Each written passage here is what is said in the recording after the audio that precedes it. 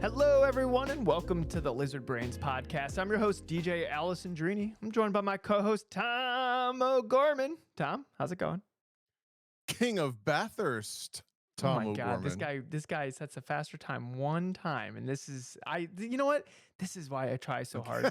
This is why I go till failure in the sim rig, is because of motivation like this. Just trying to fan the flames. I know you're going to stay up till like 2 a.m. one of these days trying to beat my time. Okay. Let's be honest. I got you. I got you right after. I did stay up, and I made sure I beat that time. Did you look at the results?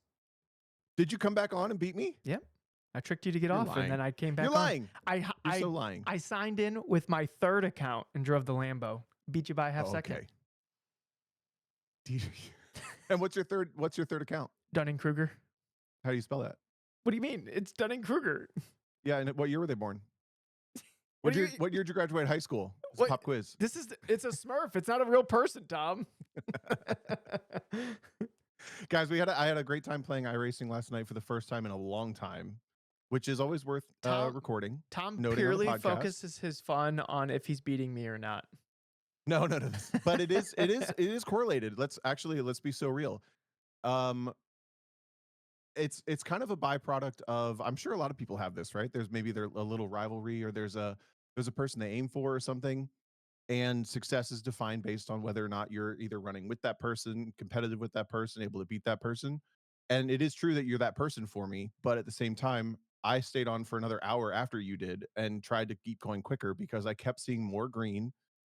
I was putting laps together that were quote unquote quicker, but I was seeing so much more green than I actually realized. That the opportunity to put a better lap together kept me going for like another hour past that, you know? That is fun when you're just like, if I could just put it together. And then like you do put that lap together, but then you're like, wait, there's also this time sitting out there. To me, that's evidence of a great driving track. And we've had that track bracket or whatever. NCM is like that. Like you go out there and you like, oh, I nailed that lap. But you know what? I did everything I wanted to, but then I kind of noticed a little spot here where I could have like maybe optimized that a little bit better. Right. Or okay, I think the optimal is probably the Achilles heel in this whole thing, right? But the optimal says X time and you go quicker, but it's not that time.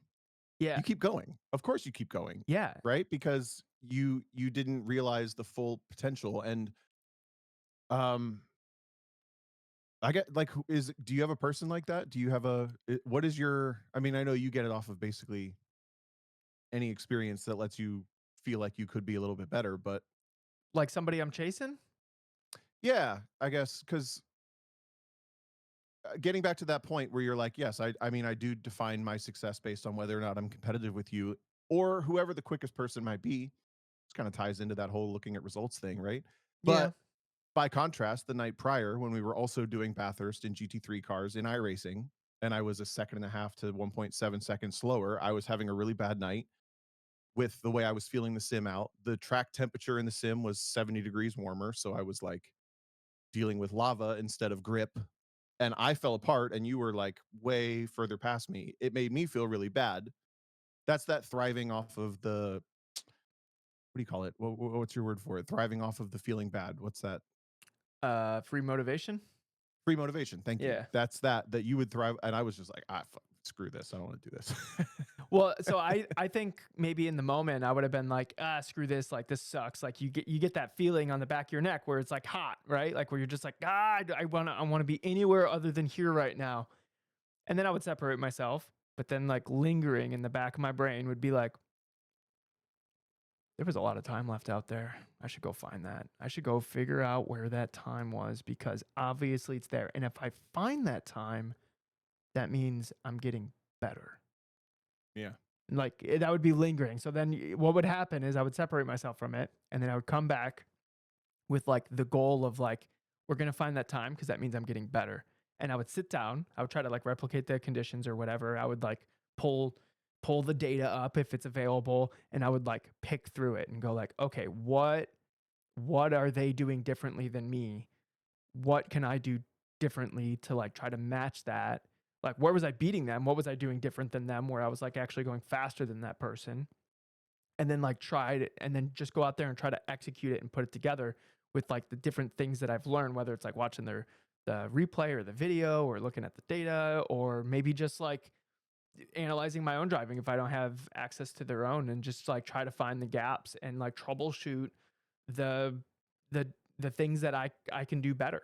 Because sometimes when you're off, like you're just losing the basic stuff, like full radius of corners, like a smooth brake release, which means that the weight's moving, you know, efficiently around the edge of the car. All those like different things, and if you go back and watch it, you'll be like, oh crap, I wasn't doing like that thing good. And I think like going back and figuring out like why you were having an off night. So like maybe the next time you feel like that, Tom, like save the replay and then go back and like watch it and be like, am I just completely failing at some fundamental and like I just wasn't noticing what that thing is? Because in the future, if it feels like, I'm just having like an off night again, and you just remember, oh, when I felt like this last time, it was this aspect of my driving that was like my shortcoming. And once I fix that, everything clicked together. And then you can try to like have less like quote unquote off nights where you Yeah. get to like troubleshoot like what could have went better, what will go better in the future, stuff like that. Because we like ultimately have like we have control over what our performance is to a certain level, right? Yeah, if I could reverse engineer my bad nights on the sim, it always comes down to not being able to feel the front end of the car, which is what I was struggling with the other night. If I could sim nerd for a second. So I just felt I was understeering through all of the key corners where you need to not understeer through. And it wasn't every lap in every one of them, but it was like 2 of them per lap out of the 6 or 7 at this particular track, right? And I feel it happening. Don't know what to do about it Yeah. other than, like I said, I know the circumstances. I tried different setup, a completely different setup. Um, the track temperature was 7 degrees cooler. Which will help Uh, with the front end feel. yeah, yeah, exactly. So I kind of understand the simulator circumstances as to why I struggle, and I tend to Maybe avoid those, which is why I don't drive GT4s, I for wonder example. just I don't know, and you'd be the only one to do this like troubleshooting, but when the track is less grippy, you do get excuse me, you do get less force feedback through the wheel. It could be like you Right. literally just have less force through the wheel, so you're not feeling it well because you have a pretty low force feedback wheel to begin with. Yeah. So you might be able to like set like a button or like a rotary dial or something on your wheel where you can adjust the force feedback on the fly. So you can make it feel like it always needs uh to feel like you understand what the front of the car is doing, whether the track is gripped up or not gripped up. Right. Well, besides that, with my successful night of iRacing, that's obviously the billboard part of my week. How was your week, DJ? uh let's see. What the last time we recorded, did I do a 24-hour race yet? I don't even remember. Oh, no, we didn't. We both did the 24 hours of Daytona this weekend. We did. That was last weekend, right? Yes, it Yeah, was. it I was. it's like a time warp. I don't even know. I'm Yeah. like so confused. So yeah, so I did it with SimCity Racing, which is like I'm not really sure what it is. I think it's like an esports team or whatever. I did it with them last year, and then when they threw the invite out to do it again with them this year, I was like, yeah, we were like on pace to win the thing until we got like taken out by a car spinning in a puddle. So I was totally down for that. We ended up being in the second split of the main time slot, and our strength of field was 7,000 I rating, which is like pretty insane. It was actually my whole team; they were below 7,000 I rating. They were all like 6,300 ish Yeah. in I rating, and then I was 76 or whatever. Uh, and they were like, "Wow, this is the first time I've ever been in a strength of field that's actually higher than my I rating." But I think the team overall, like they did really good, and they put down the laps that they needed to, and I think the way I drove was, I mean, I did my job. Like I got in the car and I did exactly what I needed to do, and then I always provided a clean, fully functional car back when I pitted. So like you can't ask for more than that. Nice. What hours did you drive and how many hours total Oh, I got all the best during your stints. real life day? Yeah, yeah, I got all the best stints, Tom. I got well, besides I didn't get the sunrise stint, but Okay. I got I started the race. which went great. I passed like 12 cars or whatever.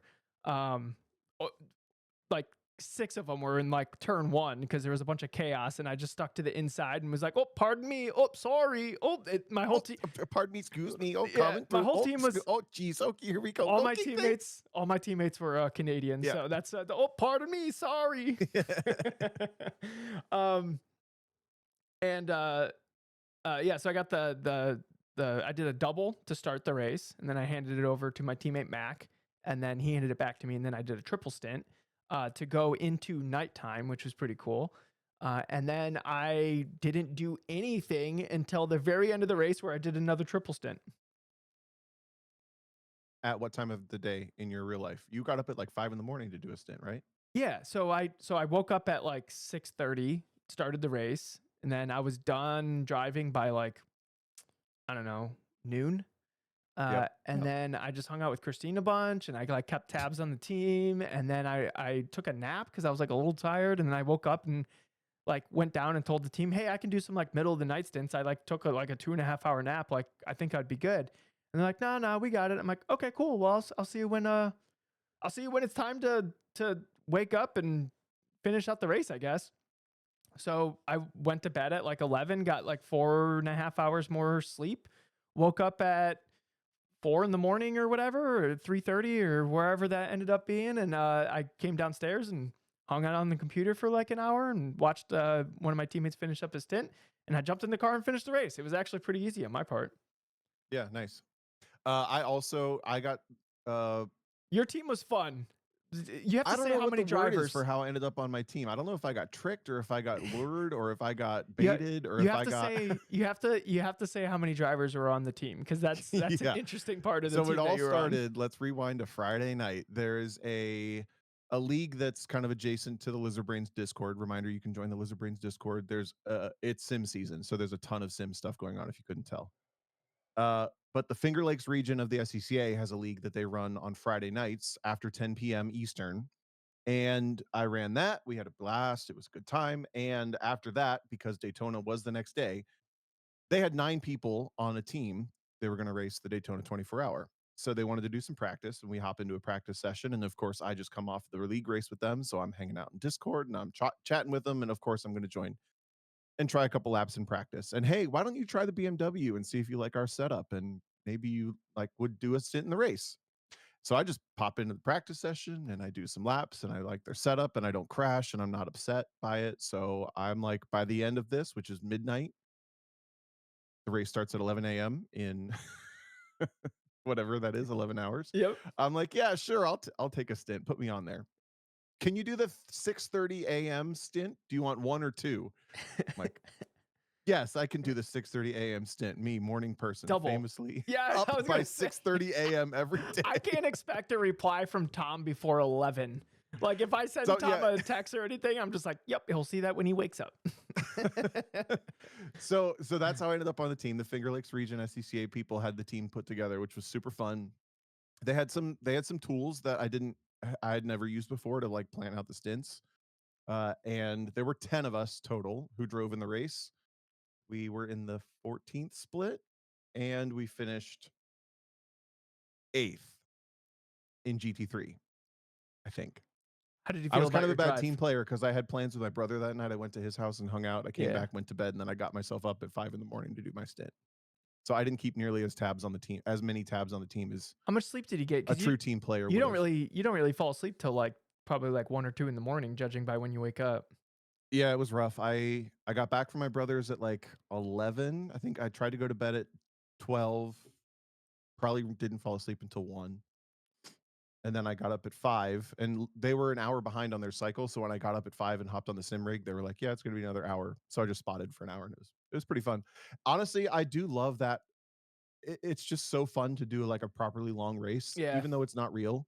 The whole waking up in the middle of the night Yep. and planning out your stints, and especially having like kind of someone there with you. I've done the races with maybe one or two other people where not everyone's awake the whole time and everyone sort of has their own rotation where you're not together most of the time. Like when you, Eric, and I did Daytona, for example, I think two or three of us were connected less than a quarter of the race, right? because he had stuff to do in this window and I had stuff to do in this window and you had stuff to do in this window. So we just had our stints planned out.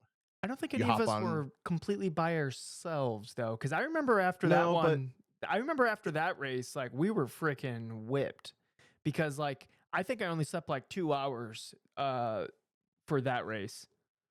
and maybe you probably maybe you coddled maybe you guys both coddled me more. I just don't remember it being that social.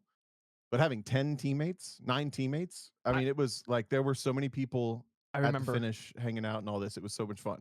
I know why you didn't think it was that social. You were like constantly muted. Oh yeah, I have to Yeah, focus. yeah. You were muted the whole time.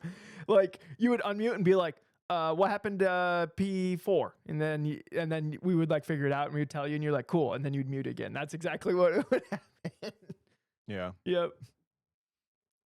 Honestly, that's maybe a decent tip. I don't know that we've ever talked about that before, but as much as we play up and talk about like how fun it is to race with your friends and join Discord and be on voice chat and stuff, like we have friends. I'm one of them, but we have friends who can't handle talking and driving at the same time.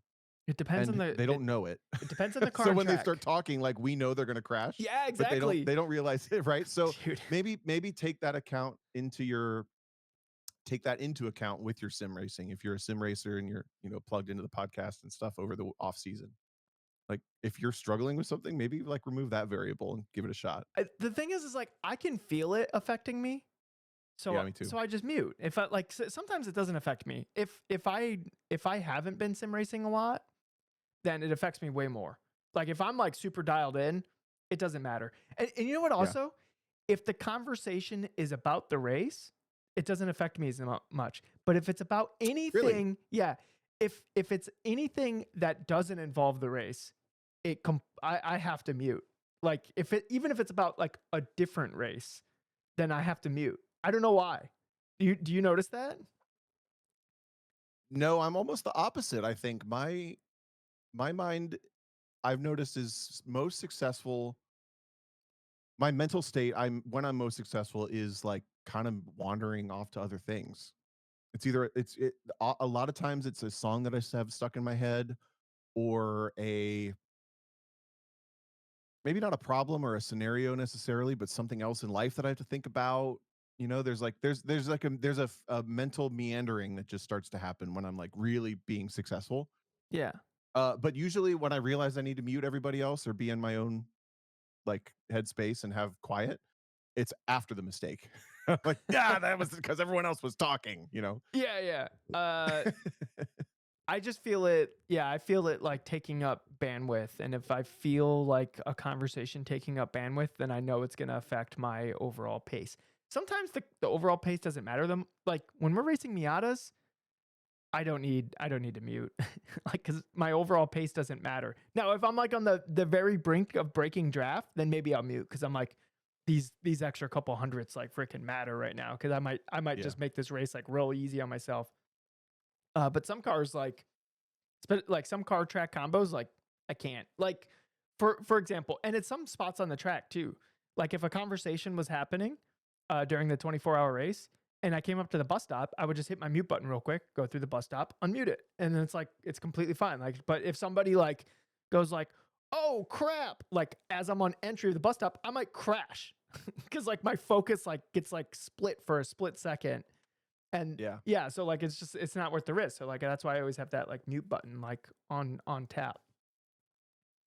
It's interesting comparing that to real world because obviously everything we've been talking about up to this point is basically sim specific. Yeah. But I can't think of a scenario other than one, which I've told the story before, but I can't think of a scenario where my radio has been good enough and I've been plugged in enough to have like a real world comms sort of thing be a problem. Yeah. The only time exception was 2 years ago at the IMSA race. I told the story on that episode where I had like 3 spotters and I just had way too much information from 3 different spotters trying to give me information as I'm in a practice session. Yeah. Driving this TCR car at Indy, that was like an anomaly. But in general, my radio is either not working at all or there's not pertinent information because it's a champ car race, or it's literally like you sit there in silence until like a, hey, you okay? Or hey, how's it going? Or a, hey, pit this lap kind of thing. I was doing a I think it's a karting. very specific to sim racing thing where you can socialize to that level. I was Sorry, doing go ahead. a karting endurance race, Yeah. and I think it was just two people and my teammate. So we had comms, so they could communicate things. And I think if I'm remembering correctly, I could not communicate back. But my feedback for my teammate after was like, dude, shut up. Like he was just chatting the whole oh, 3 carts in front of you, that's the leader, blah, blah, blah. They're setting this lap time, you set this lap time, blah, blah, blah, blah, blah, blah, blah, like the whole time. And I'm like, let me just zone in. Like, let me get in like the flow of it. But when it's like this like ADHD like chatter in every which direction, like I'm not like, and I know this person was just trying to like relay, like they're probably thinking the more information DJ has, like the better it's going to be. But at some point, like I just need to be able to like I just need to get lost in the laps. You know what I mean? Especially Yep. like I feel like carts are probably a little bit higher bandwidth than honestly most cars. It's like Well, less downtime. Yes. yeah, Less less downtime. Yeah. downtime. And I feel like iRacing takes more bandwidth than a real car, so I think that's probably why the talking is like more of a thing. Unless the real life car is like bonkers, but I haven't driven like a real life bonkers car that feels like it's taking like everything I have to like squeeze out these. It feels like there's a lot of downtime in like a real life car, and maybe that's just because I haven't driven like a fast enough real life car on a hectic enough track or whatever. But uh, yeah, there's like a fine line of like the talking, and I think it's probably like different for everyone. Um, Yeah. so like, and if you were like a pro driver with like the 3 spotters or whatever, like that would be stuff that you would communicate with the team. Hey, 50% less talking, right? Or Yep. like, hey, I could use a little bit more chatter. Like, like I felt like there was missing information here and there. So like increase chatter like 20% or whatever, right? And then they'll get a feel for what you want. And you'll get a feel for like, what feedback to give them. And then it will continue from there. Reminds me of there was one time back when I was pro racing, but this was like the World Challenge days when it was just my friends and family around. There was a family friend there who asked if they could have a radio and try to spot for me. And I kind of foresaw it going not great. And I also couldn't see a scenario where I would really like properly need that Yeah. at that time. So we did give them the radio, but we didn't put it on the right channel. No. Was Nope, that I on lied. purpose? We did put it on the right channel the first time, and there was a yellow, and they called the yellow after I had gone past it. So then the next race, we gave it to them on the wrong channel. Do they know? No, and I'm not going to tell you who or when. I bet they figured it out. They're literally listening to the podcast right now, and they went, "That mother." I'll never forget though, driving through the whole thing, clouds of smoke, dust. There's 2 cars off, whatever. 3, 2, 1. Full course, yellow, yellow, yellow, yellow, yellow. Yeah, I got it. I know. Yeah, like spotting in real life would be unless you got like a really good vantage point. Like if you guys are interested in spotting, we did an episode with Sam Myers. It was a year ago, so just look back like 52 episodes ago. I think exactly 52 episodes ago. So what episode are we on? So 182. So look up 131. That's probably the one with Sam Myers. So and he's back at Daytona this year, spotting for the same car, Ford GTD Pro number 64. Cool. Got somebody to root for. Somebody who's been on the podcast. Is Kenton going to be there? I saw Kenton's driving the number 023 Ferrari in GTD. Okay. Yep. All right. We got 2 people to root for. Anybody else there?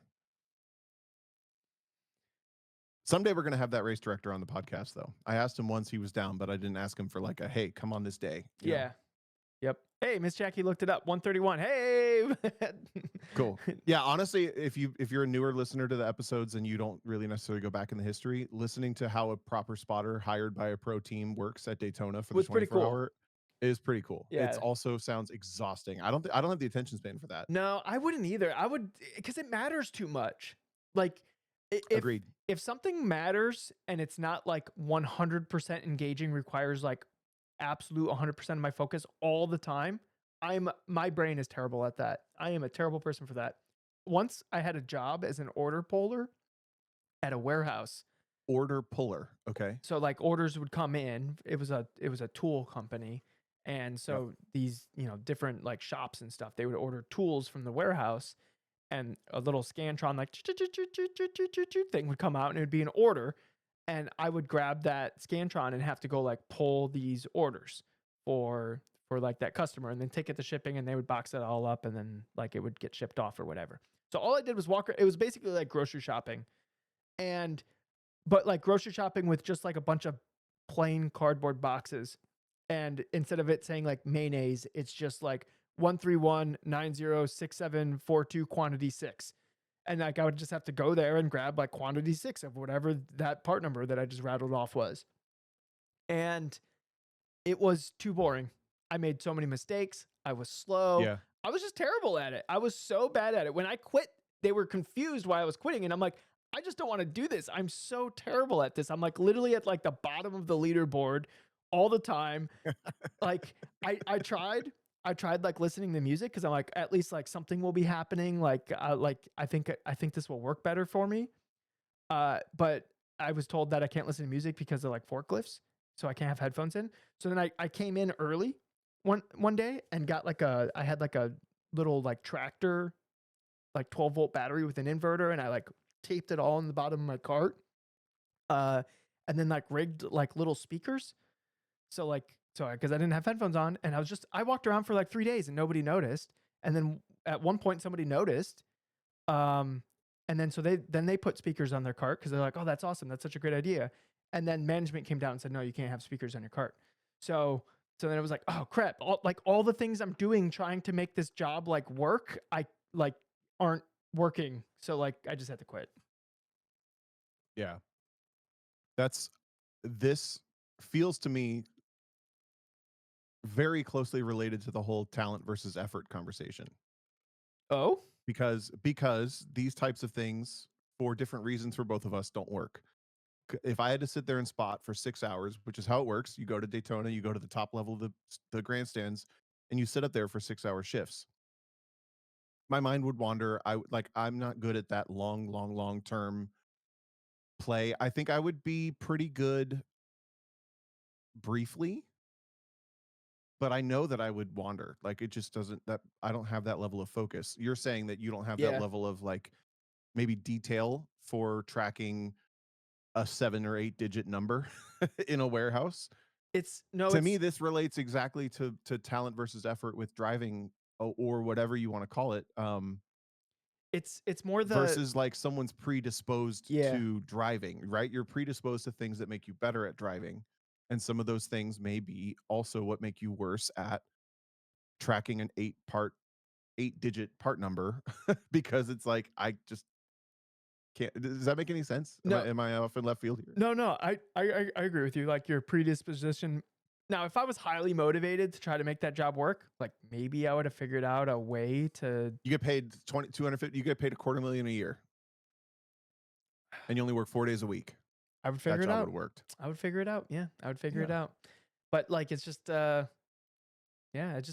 you know what it was? It was the downtime walking from one thing to the next, and then also like the mundaneness of like, oh, 3 of these cardboard boxes, and then I walk over to these slightly different shaped cardboard boxes, and I grab these things, and then they're like, what even is all this stuff? I don't know. It's just stuff. Like, oh, like, yeah, it's just, Yeah. it's just too mind numbing, like nothingness. Like, there's no context of anything. It's just, yeah. Yeah. But on the flip side, I had a summer job once that all my job was to fold the cardboard box around an inflatable football. That was like a little kid's toy, right? And I was in a warehouse. The line would come I've down. never heard about this one before. Yeah, it was just a little summer job. I think it was like a maybe 3-week summer job. Okay. And we would just fold the box around the ball. I could do that forever in my life. I was so completely content with like the little muscle memory with my hands, the tactile, like pick up the box, pick up the ball, fold the box around the ball, put it in the thing that's done. Like, was it like completely great with that? Was it like you got more done the faster you went, or did Yep. they? Okay, can you imagine how much worse that would be if it just like popped into your station like every 30 seconds and you had like 10 seconds of downtime in between each one? Yeah, horrible. Oh, that would be terrible, wouldn't it? Yep. Yeah. Okay. Like, because that completely changes it, right? So, can you imagine if that was the case and you're like, okay, this job would be better if I just had like a clump of all these, like if I just had a basket of footballs and a stack of boxes and I just like, da, da, da, da, da, da, da, and then threw them all on the conveyor belt or whatever. Like, this job would work for me. And they're like, no, you got to Yep. do it. You got to do it the way that like it's designed. You'd be like, it's not working for me. I The can't do OSHA it. approved way. Yeah, I wouldn't be able to do it. You know what I mean? So like, yeah, Yep. it's like little differences in cadence. And without that flexibility of like being able to make it work for however your brain processes it, like it's not going to work. So like maybe what like you could take from this conversation, trying to tie it back into driving, is if there's you don't necessarily have to uh you don't necessarily have to drive or think about driving in the same way as somebody else. You just have to figure out a way that will make it work for you. And I think understanding what you need and what you want and how you learn and how you get better at stuff is going to go a very long way to figuring out how to drive a car fast. I had the advantage of doing like figuring out how I learn and how I get better at stuff via Halo. So when I came to driving, I was like, okay, I know I need this, I need the repetition, I need that. I know what I need to do in order to get better at these things and how to position myself to get better at the things. Yeah. Because I already figured out what I need to how I need to dive into it to like get to a high level as fast as I can. So like that's a huge advantage, just understanding. So you can take this to something that you're good at or something that you have gotten good at, whether it's your job or whether it's some previous hobby or something, and you can apply that. What the things maybe you haven't thought about it, but now's a good time to think about it. Like, what are some of the things that you figured out along the way of that journey, whether it's like playing a musical instrument, it could be literally anything. I think it all transfers. Like, what are some hurdles that you got past that you could apply into driving? Totally agree. Bam, we did it. We made that random ass conversation come back into Yeah. driving. That's what you expect on the Lizard Brains podcast. Yeah. Oh, air horn. Where are you at? And that's the continuity the judges are looking for. Hey, we had a really good question. I kind of wanted to make almost our topic for the day. Yeah. But do you want to do the intro of the questions first? Yeah. Hold Anything on. else? Go ahead. I had a thought, and Yeah. Okay. Well, I'll throw the email thing, but I get dibs on first email, and I wrote it in. It's in my brain right now. I'm gonna ask it to Tom. Okay, ready? Emails. All right, Tom. Yeah. All right. So I posted a Guys, video. I don't know what's happening, right? I don't know what's about to happen. I'm a little nervous. Don't be nervous. Don't be nervous. So I posted a video today in the general chat in the Discord about this man who loses like 300 pounds, and it's a really inspiring video, and because he's doing something that's very hard. And if I remember the video correctly, because it came up in like a memory of like a Facebook post I made back in like 2019. And the question I asked in the Facebook post was like, if you knew success was inevitable, like would you put the effort in? And I think the answer for most people is yes, you would put the effort in. So for you, Tom, and hold on, back up a little bit. If the thing with going after anything that's difficult or hard is that you might put in all that effort and still fail, right? And that's the thing that holds a lot of people back from like trying to achieve or go after the very difficult thing. So it makes the practice a little harder. We've talked about this before. We're like believing that that you're capable of the thing is like 90% of the battle, because then you'll put in the time and the effort necessary to make the steps and the things possible that will like lead into that direction of that like very difficult thing you're trying to do. If like failure wasn't possible, what is something that you would put effort into knowing that success is an inevitability? The stock market. Okay, what the hell? That's such a cheater answer. Make me a bunch of money. I don't know. What's a plausible answer? Hmm. You get what I'm saying though? I do. The first thing I think of is like, what talent would I pick if you believed in talent and you could just pick one, and it would be singing. But Mm. I don't know if I knew that like the outcome of me becoming a great singer, if I would pursue singing. What would That's a suc little bit different, what would right? You know what I success mean? of that look like? Like you would be a performer, like you would get paid for I don't gigs know. I've and never thought about it too much. I just think if you're a great singer, you can stop a room. Like you can control a room, you can put people in the palm of your hand, you can communicate so much more than the average person by being a great singer. yeah. And you take people places, you can find success in it, all this stuff. I often, to be a little petty for a second, I often resent not often in a big way, but like I do resent that there's a little bit of like the skill that I have is so useless and it's for a field that's like pay to play, you know. It's like Yeah. if I was this in a different field, it would be different. But the reality is this is the thing that I love the most and it's pay to play and it's all like all of that blah blah blah. Yeah, yeah. What if I knew if I put in the effort? You would be successful. Yeah, I would pick something money based like that because the world revolves around money, right? Like more than ever. So I would pick something like that. Okay, I didn't think about like a money answer, but that's probably why we both don't have money. So Yeah. I'm more recently than ever thinking about how like, yeah, man, it yeah. would just be nice to have like livable money all the time. What else? I can't think of a huge thing. I think I think the singing one's kind of I think that's a good answer, but okay, so I'm sure there are ways to get better at singing. I don't think that's inherently like oh you have a lot of talent for singing. Like I think yeah, that's why I think it's a different if it's no not no really a great answer I to this think you can question. work on it. I think you can like you can do like vocal training and practice and stuff like that. So like if you Yeah, actually I guess part of the aspect that comes with this though, the idea of like being a great singer. Imagine being somebody who is confident enough. Picture, I don't know if you're gonna get the pop culture, but like picture a Kelly zero chance. Clarkson Oh, I know who that or is. okay, She won picture a Kelly American Idol. Clarkson, a Kelly, Jennifer Hudson, as Nope. somebody who walks into American Idol and they're like, I am the best singer and I'm gonna win this competition. And then they have that aura around them, but also the sound and the skill and the performance ability and the like I control this room. Yeah. Like it's like it's very much like more of an aura thing around a person. So being a great singer is one thing, but I guess more what I mean is like being a great Show. entertainer. Yeah. Like being able to stop the room and like move people with what I'm doing. You are an Because I don't entertainer. have the You I but understand that I do that in my own way. I yeah. understand that. But I'm saying somebody who has the confidence to like go on a stage and do something like that.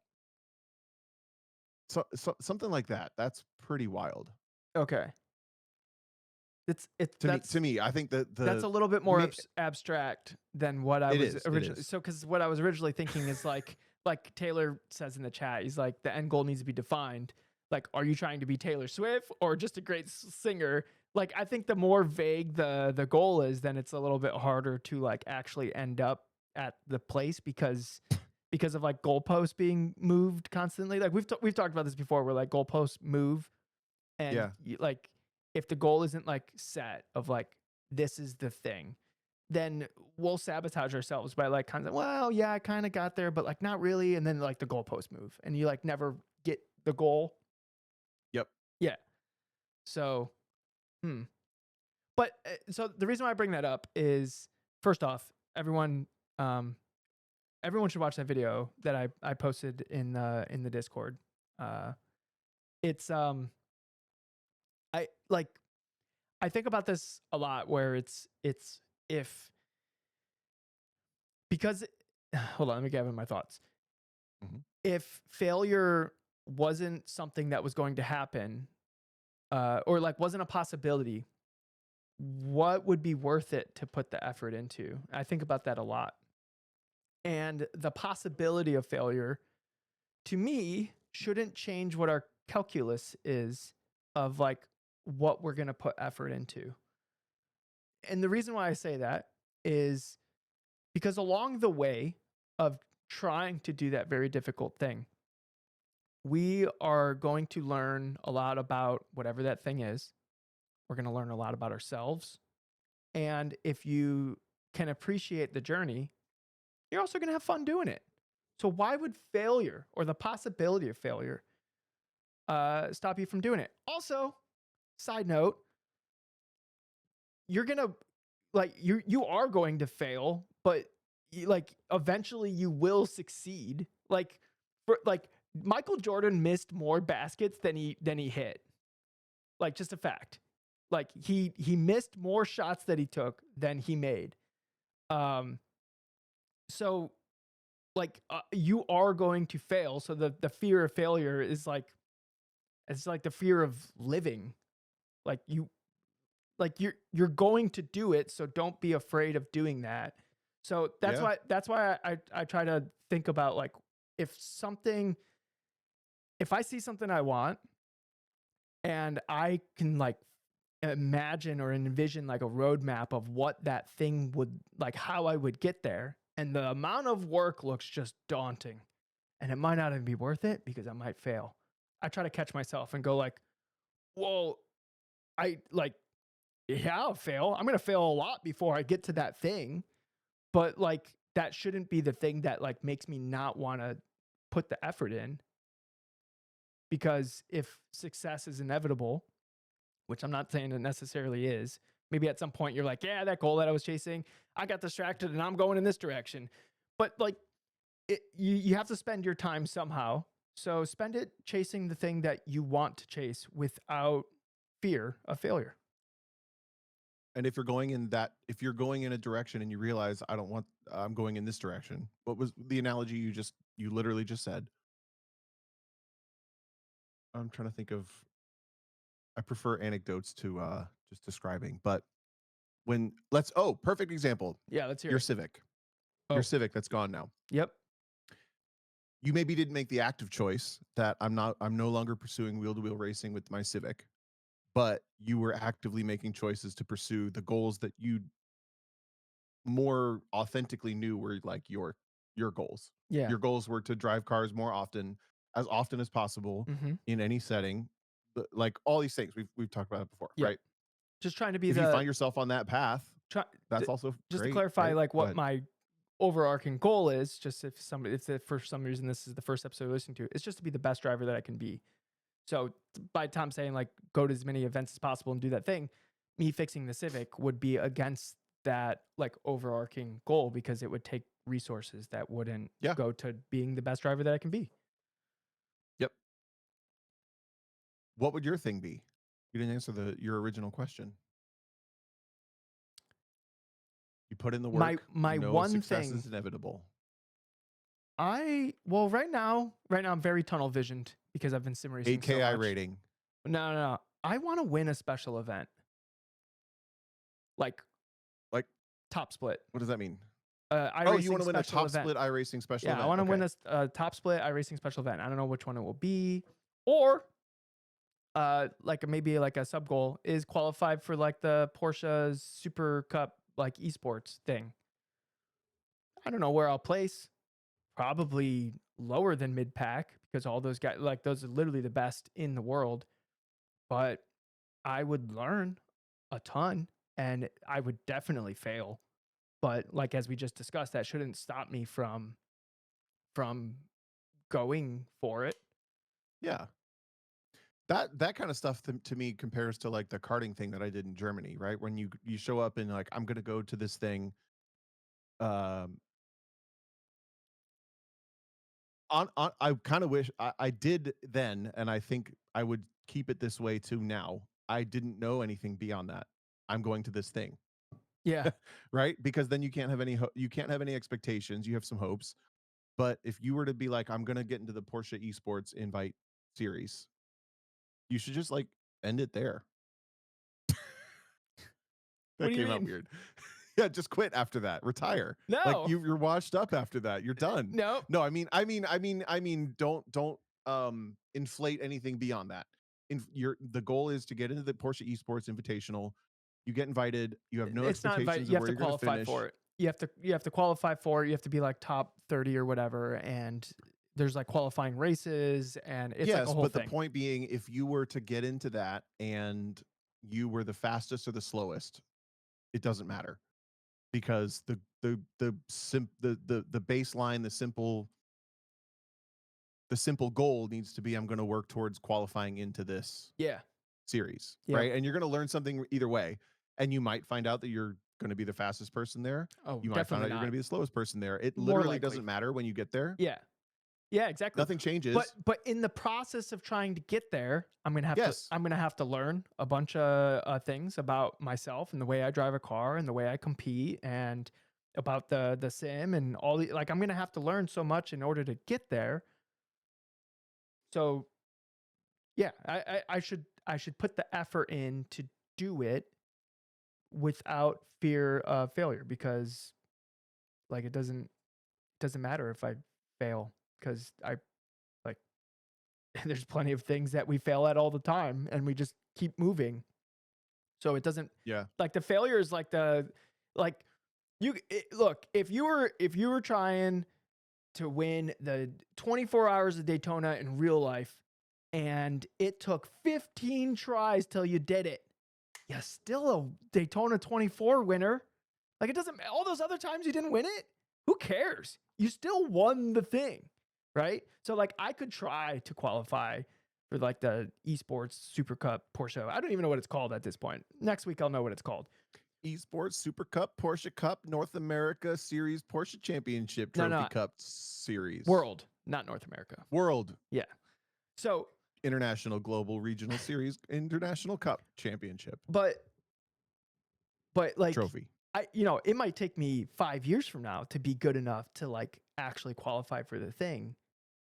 That means I failed like 5 times or 4 times until I actually got there. But like, I still got there. Like, you don't know what the roadmap's going to look like before you go after something.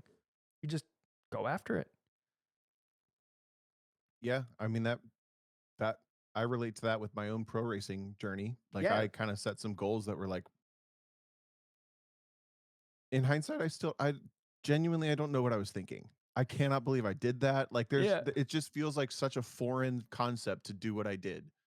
And yet I did, right? With the whole, like, I'm going to buy this car, I'm going to crowdfund, I don't need, I can't even put into a bullet list almost, because it was just like, you're almost you're committing to a goal, you're committing to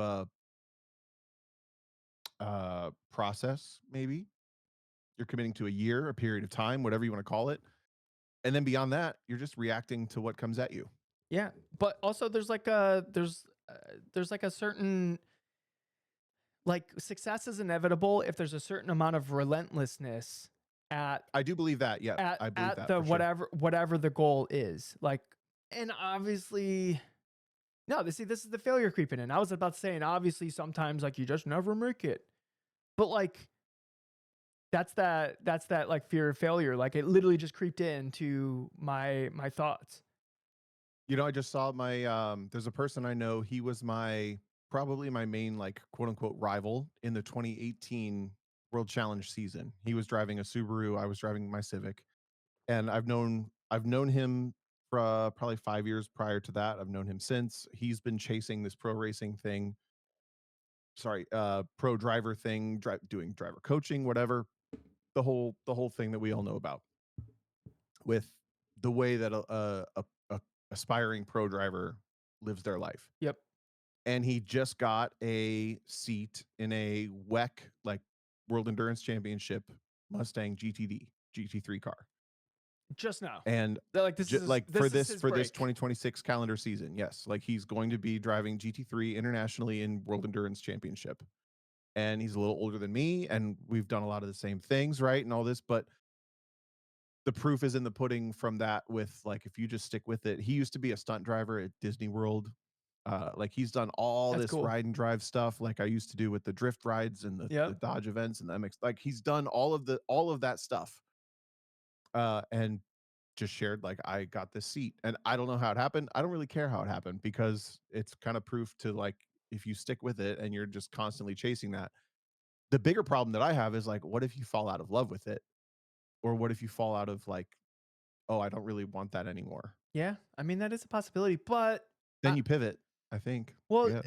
but like that's the thing that I was saying though. Like along the way, along that journey, you're gonna learn so much about yourself. You're gonna learn so much about the thing. Like there might be like you know you might be marching toward that goal, and you're just like, oh, I'm gonna get there, and you just have this like Yeah. determination, and maybe that determination will stick until you actually get to the thing. Or maybe as you're like marching along, like something shiny catches your eye, and you're like, you know what? Way back there when I started walking in this direction, like I thought I wanted that, but actually, I kind of want this thing over here. But I only saw this thing over here because I was marching in this direction to this other thing that I thought was the goal all along, right? Like Yeah. you wouldn't see that shiny carrot if you never even started like heading in the direction of the thing that was motivating you to put in the effort. Shiny carrot. The shiny carrot. More than a normal carrot. Yeah. That's a great question. What would you do if you knew success was inevitable? I feel like Damn, I said I would get rich. That's what I said. I know. I was like, okay, Tom, freaking Mr. He's like, I would buy and sell Bitcoin. That's where I Tom wish. went, and I'm like, okay, I didn't think about this loophole in the question before I asked it, because like, man, that certainly would make everything a lot easier. You Yep. wouldn't really have to be good at anything if you could just write checks. Uh-huh. Yeah. I got this thing figured out. This thing called life. You know what? I bet there's some gentleman drivers that like would probably give it all away if they could be as good as some of the people that they're competing against. I agree with you, but I don't think those people are in touch with real life. Maybe. Genuinely. Like I don't say that facetiously. I Yeah. think those people are so disconnected from the reality of what it would mean to live without even 6 figures of regular income. Like if you were to put those people in a position where they only made $90,000 a year, I'm sure there's they a would handful. fold. I'm sure there's a handful of people like I'm sure there's some like pull up by the bootstraps like people in the field that like just In the case of like pro drivers who can afford everything but they can't get better. yeah. I don't know. We should have one of them on the podcast and then just grill Yeah. them. They'll be like, "What did I sign up for?" I'll let you invite that person, whoever you pick. Oh no. Nobody warn them. Nobody warn them. We're gonna bring them on, and it's gonna be savage. You guys are gonna be cringing the whole time. You're gonna be like, "Oh my god, I can't believe they just asked them that." Yeah. So what is it? No, I can't. I can't. No, do I that. can't So, even. I can't even but get I'll- around with it. I can't. But it isn't it crazy that we live in a world where that's just basically kind of accepted. Like I know like there are people who are qualifiably, whatever the word is, supposed to be worse so that the world keeps spinning. The world of motorsports keeps spinning. What like? Oh yeah. So like the world of motorsports where like it only works because gentleman drivers exist. Yeah, like okay, there's a team, John Doe Racing, and John Doe owns the team, and John Doe starts the race, and John Doe crashes the car every single time, but he's got 3 other pros that sometimes can pull the car out of the weeds and win a race every once in a while. But John Doe has to be there for it to go around. Yep. And if John Doe And gets John bored, Doe has to look everyone else in the face, knowing that everyone else knows that the only reason that everything happens is because John Doe is doing all of that. Ryan's asking, "Who's John Doe in real life?" Spill it. It could be Frank Depew. I don't know who that is, but you just put him on blast. Watch any GS race from IMSA Michelin Pilot Challenge and watch him crash into whoever. Oh, It's going to be every single race. is this also the person who drives that American flag LMP3 or LMP2? No, but he's up there. I don't know who that is. I forget his I name, don't know but who I that do is remember either. that car. Yeah. Oh my goodness. What about the McLaren driver that couldn't get out of the grass? No, that's different. That's just we would all do that. We would all have that happen. I don't even know the circumstances. It's just like a hilarious clip. That's the only reason I bring it up. So if that person's This listening poor to the guy. podcast, I'm sorry. Yeah, this poor guy in a McLaren Challenge race at VIR. It had just rained a bunch and it was dry, but he spun off and he got himself stuck in like a particularly uphill section, like uphill downhill, in the grass, and he just spun himself around for like 2 minutes. It's fantastic. But I It's a don't pretty blame good that. clip. Like that's different. That's a different Oh, that's person. it. That Tom's not talking about Oh, that I could person. picture myself. I'm in that position where I'm tripping over my heels trying to get back onto the racetrack. Yes. You got Yes, some. I've been there. I can picture myself there. That is different. Okay. All right. All right. Do you want to move on to the question from actual viewer? Oh, somebody just Yeah, posted it. there it is. Yep, posted in the chat. Enjoy everyone who's listening live right now. All right. You said you had a really great question from somebody? Oh, I don't know if I want to burn it now, but we have a half hour. So this came in today from our friend David Best. Hey David, we've missed you. You've been MIA from the Discord for a little bit. Good to see you. So, can you guys explain slip angle? Not in terms of driving, but the basic concept as it applies to a tire. No matter how much I think about this, it doesn't make sense. How can a tire be generating quote unquote peak grip after it's begun slipping? The fact that the tire has begun to slip means that it's moved past its maximum ability to grip. Everything I've ever read mentioning slip angle just states, quote unquote, the tire is at peak grip once it has begun to slip slightly, as though that's some fundamental fact of the universe. There must be some basic element here that I'm overlooking.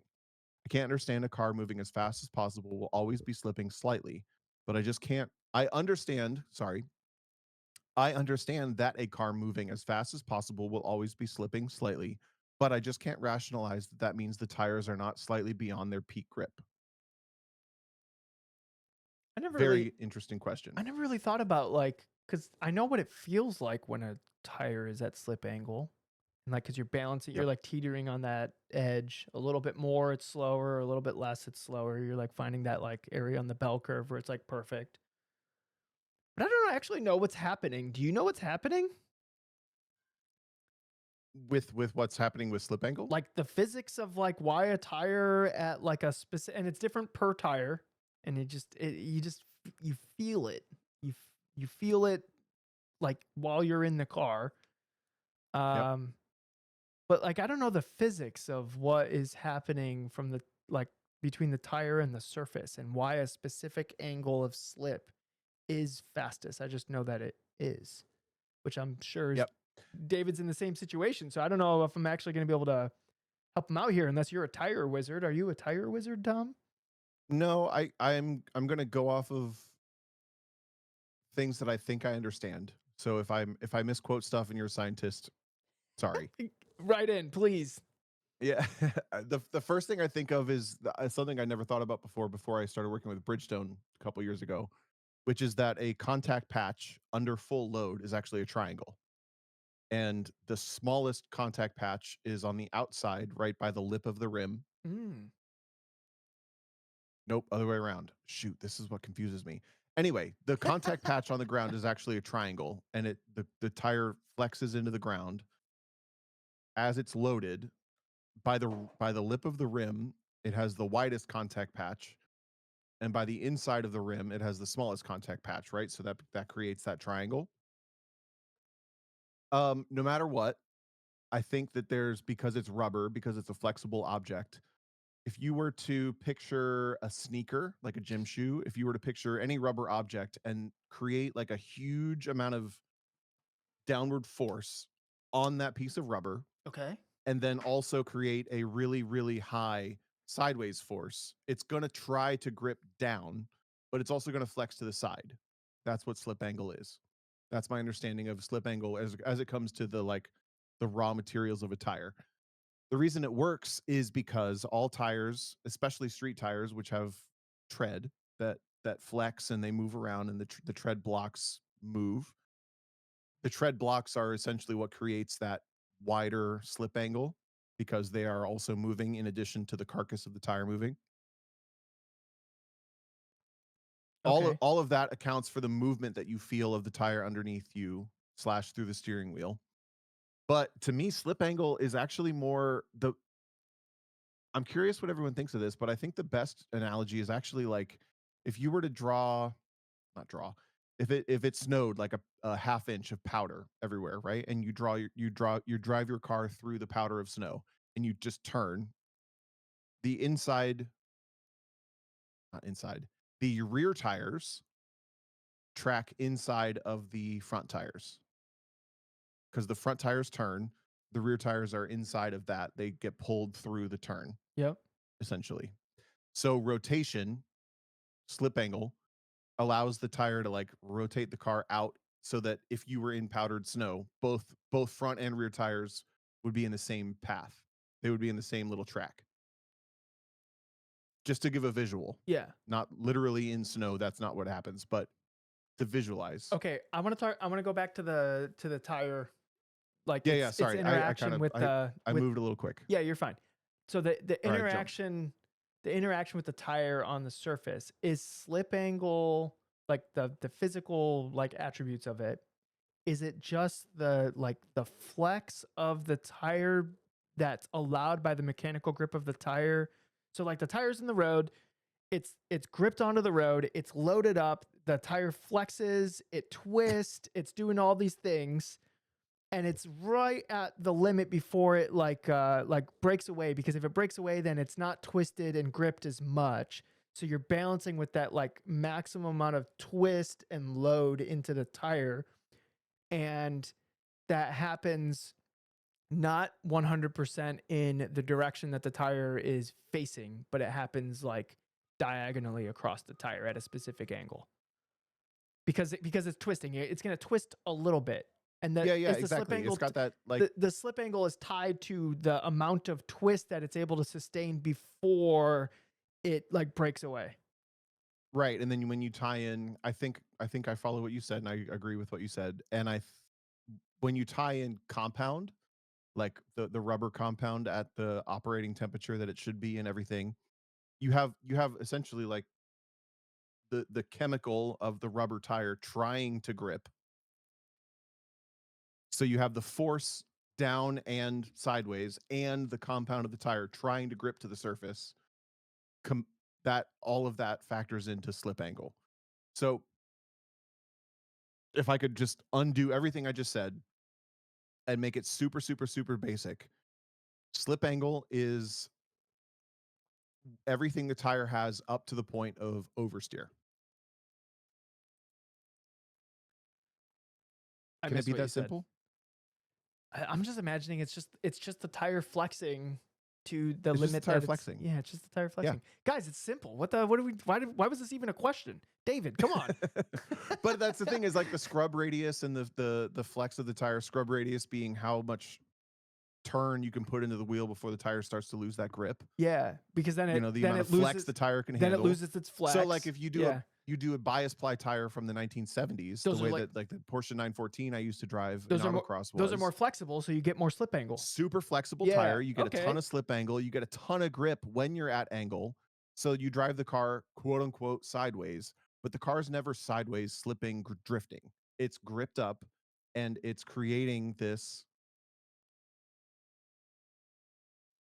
grip, lateral force, whatever you want to call it, Well, it's because while the tire is super loaded and the sideways. more So weight it's that not a gets power slide. Mark asked if it's a power slide. To me, everything up to neutral steer should be counted as slip angle. Basically, so you should be aiming to live in the rough window of neutral we're steer. So super you're in the never weeds counter right now. steering. We're super in the weeds Huh? right now, but I love it. Yeah, we are. So Sorry. it's a power slide is beyond slip angle because now the tire's not it's not flexing, it's just sliding. Sliding. Yeah. Right. So because Slip. it's not going to be gripped into the ground because it's just like moving across the ground. If that Yes. makes sense. That's why I hate, especially front wheel drive cars. If I say the front's pushy and someone says, well, we could do this to loosen up the rear.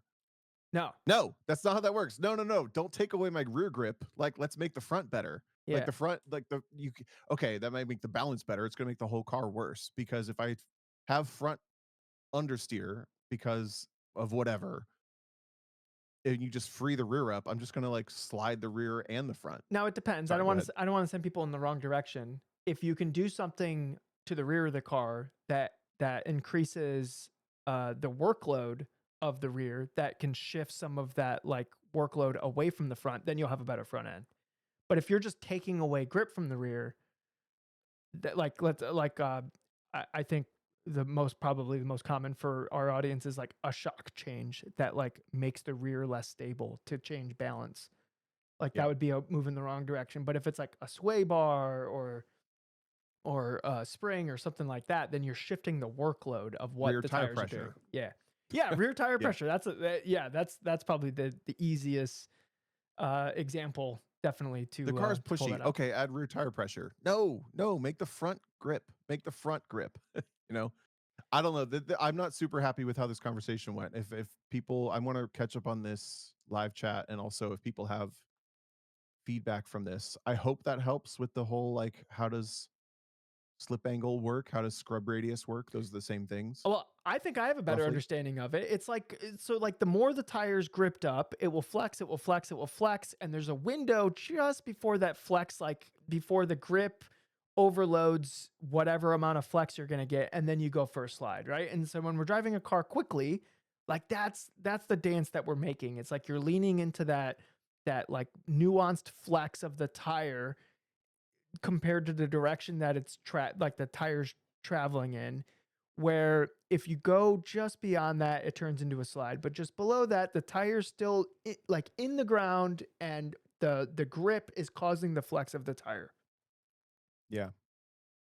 The interesting part of all this, once you start to understand what we're talking about, and I hope we helped slash I hope you do. Or just confuse the crap out of everyone. Well, when I rewind back to when I autocrossed with Kenton Cook a couple times, and we look back at our videos, and I was using like almost double the amount of steering input at times that he was, because I learned naturally. You Hold guys on. really Dunning-Krugered this, but Ito that's said we okay. Dunning-Krugered this. All right, you could come on next Yeah, yeah. episode, and you get a 5-minute window timed that you get to explain this in. Yep. Next week. Buckle up, everyone. Ito, the tire expert's going to be on the podcast next week. Yeah.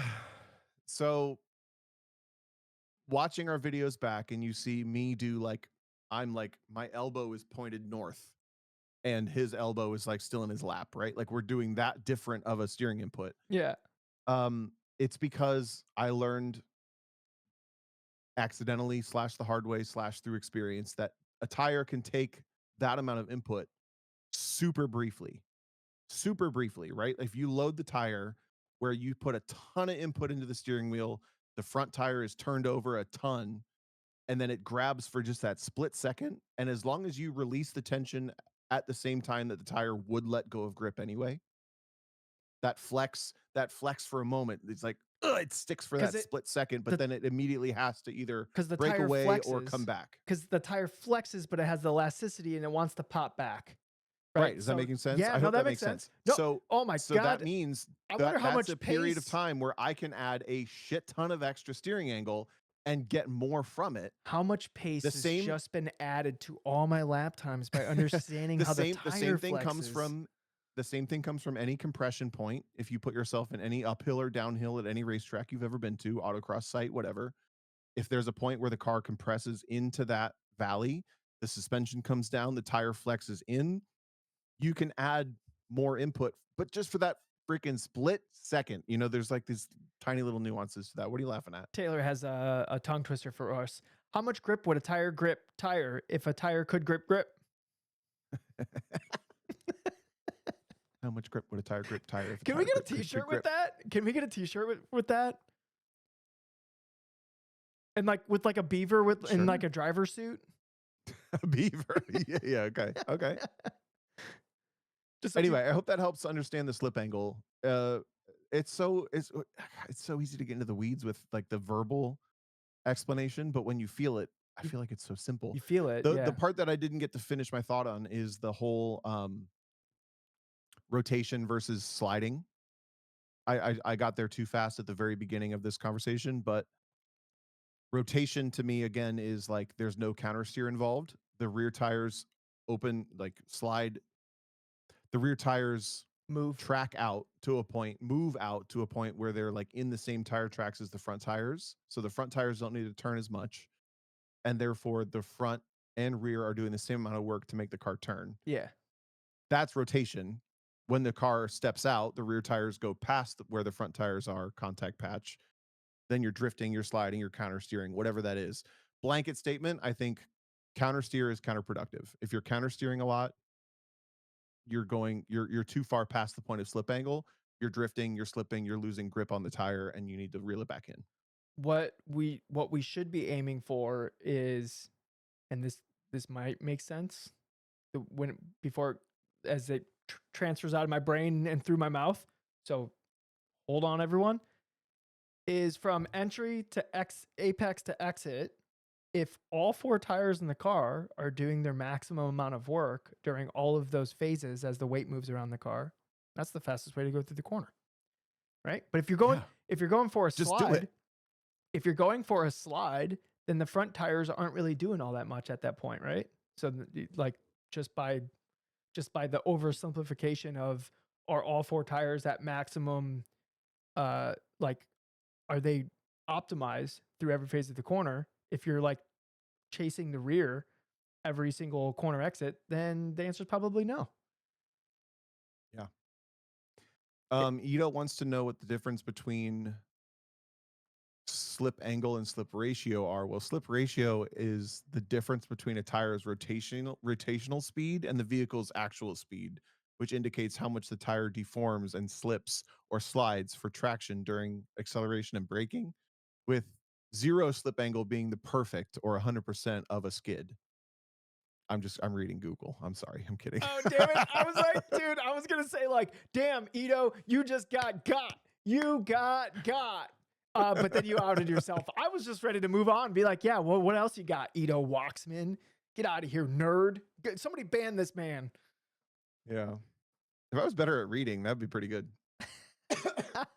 I couldn't tell, to be honest. I couldn't tell. Oh, thanks. Great. Perfect. Do we have a fun, simple one to end on, or you want to end the episode there? What are we doing here? I'm going to scroll through a random spot and two random. Okay, now we're into solo nationals. Oh God, we got some old questions in here, Tom. We need to do better. We can just end it.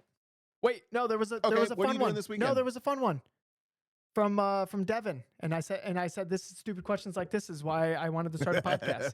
Okay, so ask it. So Devin writes in, dear DJ Alessandrini, if sour cream did not exist, what condiment would you put on everything instead?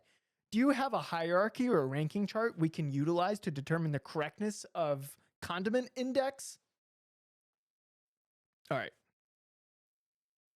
Tell me. I'm curious for you, Tom. He's rolling up his sleeves, everyone. I don't have sleeves, but if I did, they'd be rolled up right now. Do you have a go-to condiment? Like what's your all-star list of condiments? I think the highest underrated condiment is probably guacamole. I totally agree with Sam in the chat. He said guac. Other than that, I'm basic. I like ranch. Put some ranch on something. I'm fine. Happy with it. All right. What about you? So number one for me is obviously sour cream. It's not even a meme, guys. It's like freaking real life. Okay. That's number one. You can put sour cream on basically everything except cereal. 2, mustard. Mustard's so good. Mustard? Yeah, mustard's so good. You can put mustard on basically anything, and it's like super good. A1 sauce is amazing. I'll put that on the fanciest steak possible. I'm a little bit of a monster. Get over it. Get over yourself. Come on. This is like, are we living here? What, you want to just taste the meat? No, give me that like ketchup-based vinegar sauce that's called A1. I love that shit. Ugh. Okay, so you get I love the picture Taylor just. Okay, so you get a taco. You get 3 Al Pastor tacos at a restaurant. It's a beautiful restaurant. You want a little bit of some moisture for your tacos. They all get delivered there. You want A1 steak sauce? No, not on tacos. I'm gonna go with sour cream. Oh, are we talking about like a substitute for that? Sour cream's off the table. Sriracha. Sriracha. Huh? Not mustard. Mustard was your number one. Not now it's mustard. Sriracha. Like mustard's a good like you like that's a good like all arounder. Okay. You could just you can basically like you could put mustard on those tacos and it'd probably be fine. But like there's just better options for like taco flavoring. Uh, All right. So you go to Chicago and you go through a little drive-through and you get a hot dog and it's got pickles and some sport peppers and some uh it's a hot dog with bun. What do you put on it? Sriracha? Mustard? Mustard, Mustard. obviously. Okay. Yeah. So what's your answer? I got conflicting information here. I'm putting ranch on all the It above. matters. You're I'm putting kidding. I you're don't you're putting ranch. know. Honestly, ranch and tacos wouldn't be too bad. So like one of the things that I eat before I was started to have some stomach issues is I would just have rice and I would put ranch and sriracha in it and mix it all up, and that would be like a meal. Whoa. Rice animal style.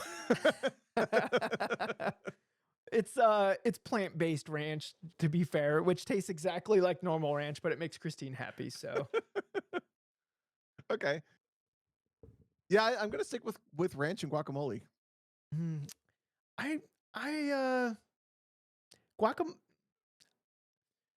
guacamole does help, like a sandwich. Like you put it in tacos. Guacamole is that is pretty universal. I'm trying to think of something that would be bad with guac. Hollandaise sauce. I think that would be. I feel like I've Horsey had. sauce. Well, no. I'm saying like something that you would put guac on that like because you put guac on it, it's now worse. It is kind of like sour cream, isn't it? Where like you basically put sour cream on anything and it's better. I mean, it's close. I'm trying to think of like a steak with guacamole sounds kind of weird. Diego, besides cereal, that's what I'm saying. Cereal. Besides cereal is just cereal. You can't. It's like you know what? Ooh, Count Guacula. I like that. I'm down for this. You know what? We need to try it. I keep saying like no sour cream on cereal, but I've never tried it. I have had Miss Jackie says, "Wait, have you ever had sour cream on steak?"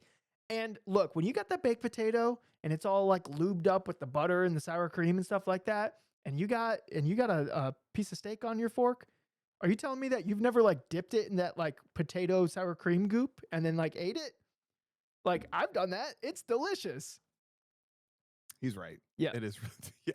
So yeah, steak on sour cream. I'm Actually, down. how about this underrated condiment? Butter. Just put butter on it. Come on. What are we doing? Oh yeah, butter is pretty good. Yeah. Uh, you're Great just question, asking me to Devin. answer a question, Oh, I Ito don't. wants to know how you like your steaks. Quick, rapid fire. Oh, like medium rare. Maybe like a touch on the medium side. I Okay. don't want the I like inside. medium. Yeah. Like I want it like warm, but pink. But like if it's cold or if it feels like it didn't have any kind of chemical reaction to heat at all in the center, that's not good. It can't be like slimy. I can't believe we're What hour about you, and Tom? 23 minutes Yeah. What in, about you? and this is the liveliest the chat's been. What? This is what people are here for. Is our takes It on is, food? yeah. Yeah. So what What's about the you? question? How do you get your steak cooked? Oh, medium, but I don't really eat red meat. Mm. I'll take fish or maybe chicken or just a veggie dish. Cause I'm woke. I don't know. Dom doesn't like how much the cows are farting in the air. It's bad for global warming. It actually really is. I don't often finish any sort of red meat and feel good about myself. Mm. Yeah. It's also a lot of the same thing. Like if you're ordering more than like a 8-ounce steak, what are we doing? It is a lot of the same thing. I normally get kind of the smaller steaks, but that's mostly because I'm cheap and anything extra is just gonna feel like Right. wasted on me. And it doesn't warm up very good. So like I can't even like do like a takeout. And let's be honest, anytime I have takeout steak for whatever reason, that just turns into like a meat popsicle at some point. I'm like eating it with my hands. I never even warm it up. I'm just like holding it. Like I'm in a hurry. So I just grab my meat popsicle out of the refrigerator and I'm just like mowing down on it. Ew. That's what it turns into. That's why I there get small was steaks.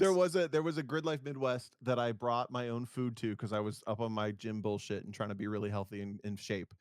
And we had a full camper that we all rented together, and somehow that camper turned into a whole hangout of people I didn't know. So I was real busy and I ran in and I grabbed my food, a cold thing of like veggie chili, and I whipped the top off of it, and I ate like 17 handfuls of it out of a spoon, just rah, rah, rah, rah, rah, rah, and then Yeah. ran back out. And I'm sure everybody else was like, what the hell was that?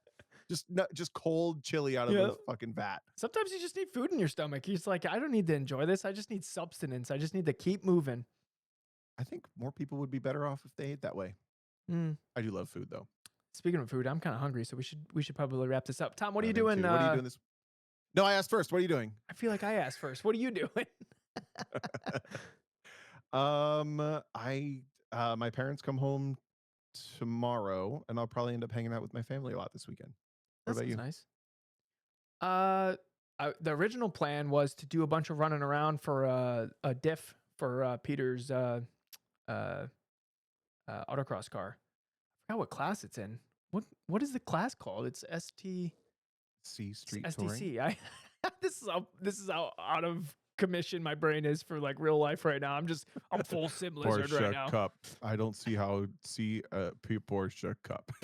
What car does Peter has? He has a ST Porsche Cup car, right? Yep. Okay. Anyways, I was gonna be doing that, but we're going in a slightly different route. Andy's he's getting us an ATS carbon diff for the CST car. So we're kind of in limbo with that. That's what this weekend was originally going to be. Is we were going to be running around and pulling the thing out and like have the core, but we're going to have Andy actually source a different diff that's like somewhere near him, and he's just going to ship it to the place that's going to install the diff. Instead of us like pulling the diff out and then like getting it to Kalamazoo, Michigan, where's the place that does the ATS carbon diff install. We're just going to do a core because it's really not that much more expensive, and it saves like a ton of just driving back and forth for no reason. Because Kalamazoo, Michigan is like, I don't know, like 5-6 hours from me. Yeah, at least. Yeah, so that was the plan originally, but so now I got the weekend free time. Am I dropping the sim rig off at your house yet, or what are we doing?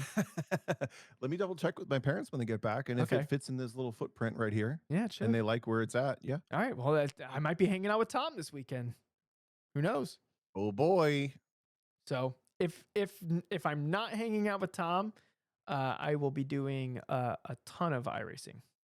So I'm also for the next week, I'm going to be trying to fix my sleep schedule to be more West Coast, because next week I'm flying out to California to drive at Charleston Peak.